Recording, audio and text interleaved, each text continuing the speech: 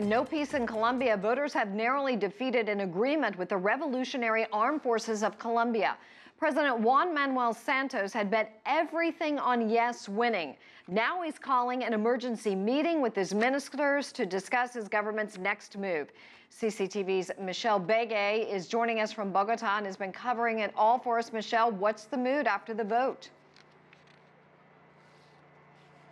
Yes, Susan, we're just blocks away from the presidential palace where Santos was holding this emergency meeting and is now, any minute now, going to give a speech and address the nation. There's just a lot of uncertainty. We saw recently groups of people debating here in the Plaza Bolivar, where we are 2 blocks away from the presidential palace. A lot of students debating on why the no vote won, why the yes vote lost, why the peace agreement has been so opposed by so many people.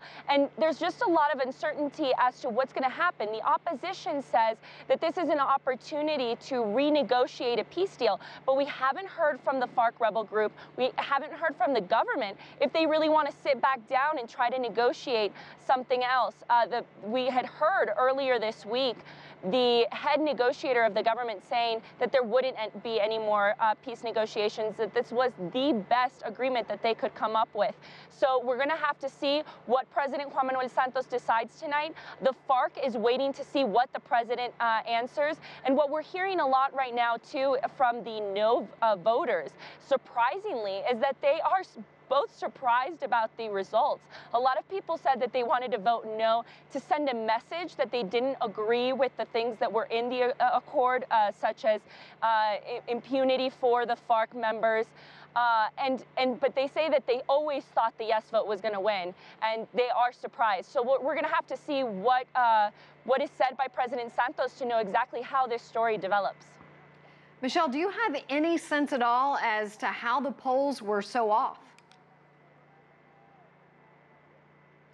It's hard to understand. We do know that about a month ago, the polls did show a very tight race. And all of a sudden, the last poll just five days ago turned completely the other way and said the yes vote was going to win. It's hard to know exactly how that happened. Maybe I heard a lot of people on the street saying that that after they saw these yes polls winning, the yes vote winning by so much, that they didn't necessarily want the yes vote to lose, but that they wanted to send a message to Santos that they didn't agree with everything and that they just wanted to leave their mark. And I think that that's why so many people are surprised by this no win.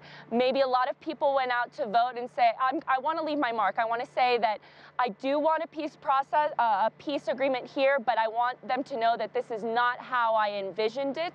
And it ended up being that the no vote won by 50,000 votes. It was a very tight race, Susan. Right, so we have to keep in mind that it was close. All right, so Santos is in this emergency meeting with the ministers. What do you expect to come out of this? Well, what experts are saying right now is that we don't know if Santos is going to want to say, let's try to renegotiate and maybe bring in the opposition in a new a peace negotiation.